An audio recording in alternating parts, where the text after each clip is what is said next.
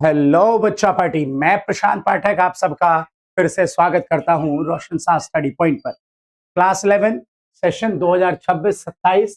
बच्चों, सबसे पहले आप लोगों के लिए मैं सिलेबस लेके आया हूं और ये सिलेबस क्लास 11th के टर्म 1 मतलब मिड टर्म और फाइनल दोनों के लिए है। मतलब आपको मैं इस वीडियो में ये बताने वाला हूं कि क्लास 11th में जो दो बुक है आपके पास, एक सांख्यिकी है और दूसरा जो है व्यष्टि अर्थशास्त्र, तो उसमें टोटल क्या क्या चीजें आपके पास आने वाली हैं। ठीक है, आप ध्यान दीजिएगा। जो आपका पहला भाग है वो अर्थशास्त्र के लिए सांख्यिकी है, मतलब सांख्यिकी है आपका पहला भाग। इसमें जो सबसे पहली चीज है जो आपको पढ़ना है, जो सबसे पहला चैप्टर है, वो है आपका परिचय। जो परिचय है, इसमें आपको वो ये बताने की कोशिश करेगा कि अर्थशास्त्र क्या है। इसमें हम ये पढ़ेंगे कि अर्थशास्त्र क्या होता है और अर्थशास्त्र में सांख्यिकी का क्या अर्थ है।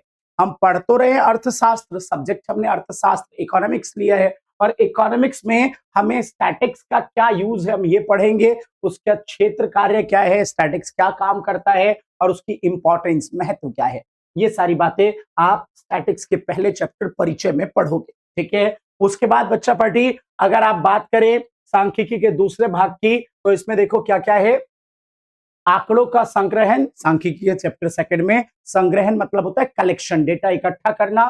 संगठन, संगठन मतलब ऑर्गेनाइज करना डेटा को, और फिर प्रस्तुतिकरण मतलब प्रेजेंट करना। अगर आप बात कर रहे हो आंकड़ों के संग्रहण की, तो भैया आंकड़े इकट्ठा करने के, डेटा कलेक्ट करने के कई सारे तरीके हैं जो सब आप यहाँ पे पढ़ेंगे। जैसे प्राथमिक आंकड़े क्या है, द्वितीयक आंकड़े क्या है, उसके अलावा बहुत सारी बातें हैं। प्राथमिक है, द्वितीयक है, जनगणना विधि है, ठीक है, और एक प्रतिदर्श विधि होती है। तो इन सब को कि आंकड़े इकट्ठा करने के कितने तरीके हैं, वो सब आप अपने चैप्टर 2 में पढ़ेंगे, चैप्टर 2 के फर्स्ट पार्ट में। फिर सेकंड पार्ट में आंकड़ों का संग्रहण रहेगा। संग्रहण मतलब ऑर्गेनाइजेशन। जब आप संगठन, सॉरी संग्रहण तो आपने कर लिया था। संगठन, संगठन मतलब डेटा को ऑर्गेनाइज करना, थोड़ा सही तरीके से व्यवस्थित करना। ठीक है, इसमें आप चर के अर्थ और प्रकार को पढ़ेंगे और आवृत्ति वितरण के बारे में पढ़ेंगे। चर मतलब बच्चों वेरिएबल, वेरिएबल्स के बारे में पढ़ेंगे।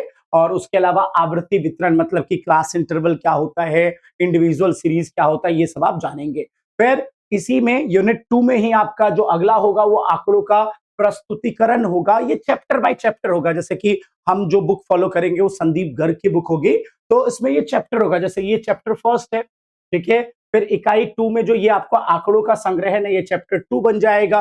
फिर आंकड़ों का संगठन अगला चैप्टर बन जाएगा। इस तरीके से आप पढ़ते चले जाओगे। फिर आंकड़ों का प्रस्तुतिकरण, प्रेजेंटेशन, अब आपको पता होना चाहिए, सारे चैप्टर बन जाएंगे आपके। ठीक है, तो प्रेजेंटेशन के कई सारे तरीके होते हैं, आंकड़ों को प्रस्तुत करने के कई सारे तरीके होते हैं जिनको हम पढ़ेंगे। जैसे एक है आपका सारणीय प्रस्तुतिकरण, इंग्लिश में कहते हैं टेबुलर प्रेजेंटेशन, जिसमें आप स्तंभ और पंक्ति, रो और कॉलम की फॉर्म में डेटा को प्रेजेंट करना सीखोगे। उसके अलावा आरेखीय प्रस्तुतिकरण मतलब डायग्रामेटिकल प्रेजेंटेशन, जिसमें दंड आरेख, बार डायग्राम, और वृत्तीय आरेख मतलब कि सर्कुलर डायग्राम के बारे में आप सीखोगे। उसके अलावा आवृत्ति, बारंबारता आरेख, ग्राफिक प्रस्तुतिकरण मतलब जो ग्राफिकल मेथड होता है, जिसमें आयत चित्र, आयत चित्र, हिस्टोग्राम, बहुभुज, त्वरण, ये सारी चीजें, त्वरण, less than, more than, ogive आपने पढ़ा होगा, त्वरण। ठीक है, तो ये चीजें आएंगी। और उसके अलावा रेखा ग्राफ आएगा, ठीक है, ग्राफिकल प्रेजेंटेशन भी आएगा।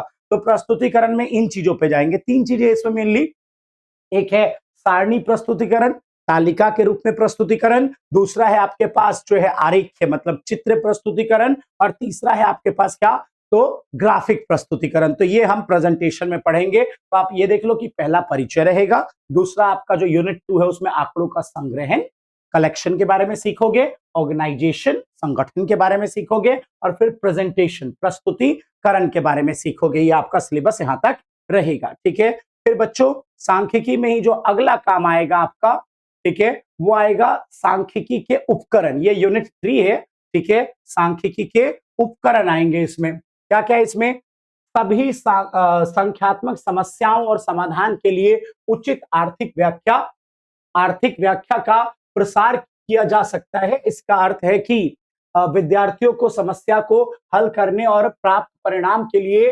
व्याख्या प्रदान करने की आवश्यकता होगी। ठीक है, इसमें जो मेन चीजें होंगी वो क्या क्या होंगी आपकी, केंद्र प्रवृत्ति का माप मतलब कि माध्य होगा। ठीक है, जो मेन होगा, मतलब ये देखो पता है क्या ये है आपका कि स्टैटिक्स के पास कौन कौन से टूल्स होते हैं, टूल्स मतलब उपकरण, और उनका हम कैसे उपयोग कर सकते हैं अपने आम जीवन में। तो ये जो आपका टर्म 1 होगा, टर्म वन में आपके मिड टर्म के एग्जाम में जो सिर्फ एक उपकरण आएगा, ये होगा आपका अंक गणितीय माध्य, ठीक है, मतलब कि मीन, जिसको आप इस तरीके से दर्शाते हो।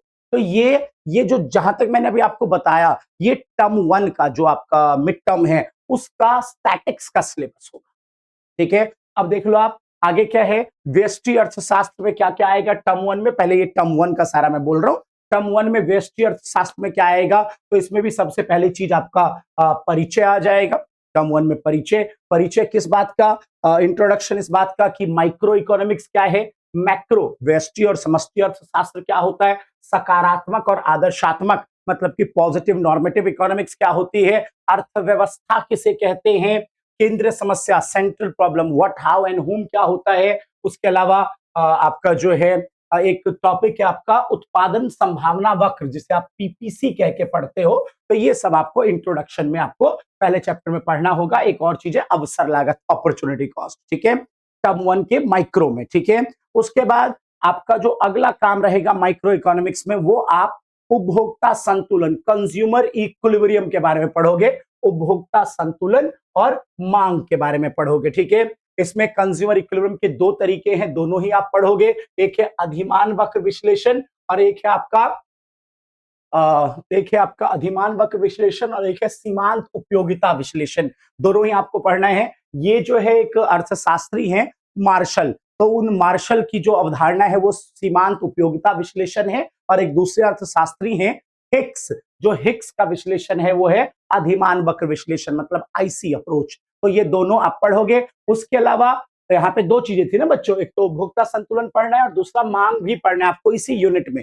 देखो ये यूनिट है, ठीक है, जब हम ऑथर की बुक से पढ़ेंगे तो उसमें ये सब अलग अलग चैप्टर्स बनते चले जाएंगे, ठीक है। तो अब इसमें जो है मांग में क्या, तो मांग क्या है, बाजार मांग क्या है, मांग के निर्धारित तत्व क्या है, मांग अनुसूची, मांग वक्र, ठीक है, मांग को प्रभावित करने वाले तत्व, बहुत इंपॉर्टेंट, मांग वक्र पर संचलन, खिसकाव, ये सारी चीजें। और उसके अलावा मांग की कीमत लोच एक पॉइंट होता है, डिमांड में एक टॉपिक होता है इलास्टिसिटी ऑफ डिमांड, मांग की कीमत लोच, इसका मतलब होता है कि जो डिमांड है उसमें कितना चेंज आया due to change in price. तो उसके बारे में भी आप इसमें बच्चों पढ़ोगे, ठीक है, इलास्टिसिटी ऑफ डिमांड के बारे में आप पढ़ोगे कि कितने टाइप का होता है और कैसे कैलकुलेट करते हैं। यहां से एक 3 नंबर का आपका न्यूमेरिकल क्वेश्चन सवाल भी आता है, ठीक है, जो गारंटेड है कि आना ही आना होता है। उसके बाद टर्म 1 में ही जो अगली चीज आप पढ़ेंगे वो क्या है आपका जो टर्म 1 में आपकी अगली चीज रहेगी वो क्या रहेगी आपकी, देखो माइक्रो की किताब में उत्पादक व्यवहार और पूर्ति, ठीक है, उत्पादक व्यवहार और पूर्ति ये यूनिट का नाम है, लेकिन टर्म 1 में आपका पूर्ति आएगा नहीं। टर्म 1 में उत्पादक व्यवहार का सिर्फ एक चैप्टर है, उत्पादन फलन, जो आपके टर्म 1 में आएगा। तो देखो क्या क्या लिखा हुआ है कि इसमें क्या होगा, अल्पकालिक और दीर्घकालिक अल्पकालिक और दीर्घकालिक उत्पादन फलन क्या होता है ये बताया जाएगा आपको, कुल उत्पादन, औसत उत्पादन, सीमांत उत्पादन, बच्चों इसको टीपी, एपी, है ना, एमपी, इन नामों से जानते हैं, तो ये आपको पढ़ाया जाएगा, ठीक है। यहां तक आपका जो सिलेबस होगा वो टर्म 1 का होगा। स्टैटिक्स में सांख्यिकी में मीन तक आपका टर्म 1 में आएगा, और उसके अलावा जो आपका माइक्रो इकोनॉमिक्स है, जो व्यष्टि अर्थशास्त्र है, उसमें आपका जो है उत्पादक व्यवहार में उत्पादन फलन नाम का एक चैप्टर है, वहां तक टर्म 1 में आएगा, जो सीबीएसई का अभी तक का अपडेट है। उसके बाद कभी कभी वो थोड़ा बहुत चेंज भी कर देते हैं, तो अगर कोई नया अपडेट या कोई नया चैप्टर होगा तो हम आपको बता देंगे। ये बात हो गई टर्म 1 की। उसके बाद मैंने आपको वीडियो की शुरुआत में कह दिया था कि हम यहाँ पे पूरा 11th का सिलेबस देखेंगे कि इको में क्या क्या होगा। तो टर्म 1 में तुम्हें आपको पता होगा कि जो फाइनल होगा, जो आपके फाइनल एग्जाम होंगे, वहां पे टर्म 1 का तो सारा आना ही आना है, साथ में प्लस में जो बचे खुचे और चैप्टर्स होंगे वो भी आएंगे, ठीक है। तो अब बचे हुए चैप्टर क्या है, क्योंकि फाइनल में तो सब आना है। तो स्टैटिक सांख्यिकी का आपने देख लिया था, माध्य तक टर्म 1 में आ गया। अब माध्य के बाद फाइनल के लिए हमें क्या क्या पढ़ना होगा, माध्य के बाद उसी यूनिट 3 में, सांख्यिकी के यूनिट 3 में हम माध्यिका और बहुलक के बारे में पढ़ेंगे। मीडियन आप सब जानते हैं और बहुलक मोड, ठीक है, इसके बारे में पढ़ेंगे। उसके बाद फाइनल के लिए ही हम एक टॉपिक है जो बहुत इंपॉर्टेंट है, सहसंबंध, कोरिलेशन, हम इसके बारे में पढ़ेंगे, ठीक है। और उसके बाद देखो बच्चे, यहां से आपका 4 से 6 नंबर का क्वेश्चन, यहां से आपका 6 नंबर का क्वेश्चन, सहसंबंध से आपका 6 नंबर का क्वेश्चन, और सूचकांक, सूचकांक इंडेक्स नंबर जो एक टूल होता है, कि इक्विपमेंट होता है जिससे हम महंगाई का मेजरमेंट करते हैं, तो यहां से हम सूचकांक के बारे में सीखेंगे, जो हमें 6 मार्क्स का एक क्वेश्चन जो हमारे एग्जाम में आएगा। सूचकांक के कई सारे, देखो सहसंबंध के भी कई सारे तरीके हैं, जैसे ग्राफिक विधि है, कार्ल पियर्सन है, स्पीयरमैन है, 3 तरीके हैं। और ऐसे सूचकांक में थोक मूल्य सूचकांक, उपभोक्ता मूल्य सूचकांक, औद्योगिक उत्पादन सूचकांक, सूचकांक संख्याओं का उपयोग, ठीक है, मुद्रास्फीति सूचकांक, मुद्रास्फीति और सूचकांक संख्या, सरल सरल समग्र विधि, ये सारी बातें आप सीखोगे, ठीक है। मेनली आप ये समझो कि आपको इंडेक्स नंबर नाम का एक चैप्टर पढ़ना है, सूचकांक नाम का एक चैप्टर पढ़ना है। जब चैप्टर में जाएंगे तो ये जितने पॉइंट आप देख रहे हो एक एक करके मैं आपको सारी बातें समझाऊंगा, ठीक है। तो ये होगा पूरा स्टैटिक्स, ठीक है। देखो मीन तक टर्म 1 में आ जाएगा, माध्य तक, और माध्य के बाद जो बच गया, क्या बच गया, माध्यिका, बहुलक, सहसंबंध, सूचकांक, ये और वो सारा, ये आपके टर्म 1 में आएगा। सेम ऐसे ही अगर आप, सॉरी, फाइनल में आएगा। टर्म 1 में तो मैंने आपको बता ही दिया कि मीन तक आएगा, और टर्म 1 के बाद जब फाइनल होगा तो पूरा मीन, पूरा माध्य, यहां तक तो आना ही आना है। और माध्य के बाद 4 चीजें जुड़ गई, माध्यिका जुड़ गया, बहुलक जुड़ गया, सहसंबंध और सूचकांक, ठीक है। चलिए सेम ऐसे ही अगर आप सांख्यिकी की तरफ, माइक्रो की तरफ ध्यान दें, आप व्यष्टि अर्थशास्त्र की तरफ ध्यान दें, तो टर्म 1 में क्या आ गया, टर्म 1 में परिचय आ गया, परिचय, इंट्रोडक्शन। फिर दूसरा कंज्यूमर इक्विलिब्रियम, उपभोक्ता संतुलन आ गया। मांग आ गया टर्म 1 में, ठीक है, मांग की लोच, इलास्टिसिटी ऑफ डिमांड। और उत्पादन फलन, है ना, उत्पादक व्यवहार में एक चैप्टर उत्पादन फलन, यहां तक टर्म 1 में आ गया। अब टर्म 2 में एंटर होते ही उत्पादक व्यवहार के अंदर ही एक चैप्टर है लागत, कॉस्ट, वो आएगा आपका। फिर एक चैप्टर है आगम, रेवेन्यू, वो आएगा आपका।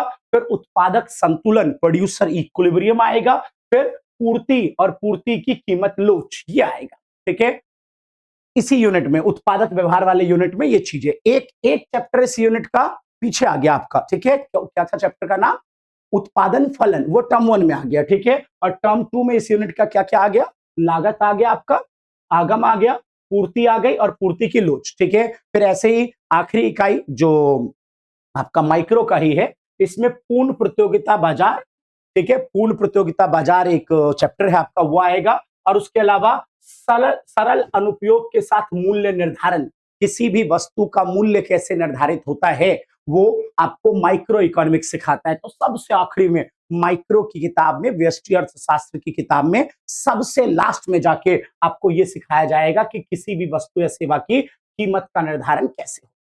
तो ये आपका ओवरऑल सिलेबस है, ठीक है। अगर आप एक क्विक रिव्यू देखना चाहते हैं तो वो क्या है, सांख्यिकी की जो बुक होगी, जो स्टैटिक्स की बुक होगी, उसमें पहली चीज तो परिचय हो जाएगा आपका।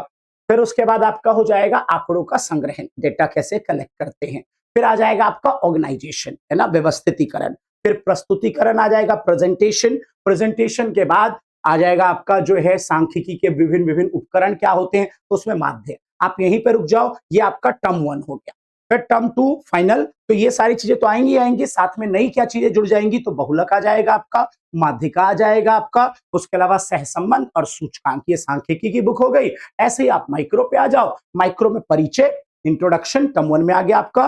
फिर उसके बाद उपभोक्ता संतुलन टर्म 1 में आ गया। उसके बाद मांग टर्म 1 में आ गया, मांग की लोच टर्म 1 में आ जाना है। उसके बाद एक मैंने चैप्टर बोला उत्पादन फलन, वो भी टर्म 1 में आ जाना है। रुक जाओ यहीं पे टर्म 1 के लिए। फिर जैसे आप पहुंचोगे फाइनल के लिए, तो जो नई नई चीजें पढ़नी पड़ेंगी, वो पढ़ना पड़ेगा लागत, आगम, उत्पादक संतुलन, पूर्ति, पूर्ति की लोच, बाजार के प्रकार, और फिर लास्ट मैंने क्या बोला कि बाजार में मूल्य का निर्धारण कैसे होता है, ठीक है। तो क्लास 11 मैंने आपको बिल्कुल डिटेल में आपका सिलेबस बता दिया है कि क्या क्या टर्म 1 में रहेगा और क्या क्या फाइनल में रहेगा। और एक बात ध्यान रखें कि फाइनल में टर्म 1 वाला सारा सिलेबस रिपीट होता है, ठीक है। तो ये हमारा सिलेबस है, एक एक करके धीरे धीरे आपके पास वीडियोस आनी शुरू हो जाएंगी। आप ज्यादा से ज्यादा बच्चों को इसे शेयर कर दो और सबको बोलो कि तैयार हो जाओ, प्रशांत भैया आ गए हैं, और सारी वीडियोस इकोनॉमिक्स की आपको मिल जाएगी।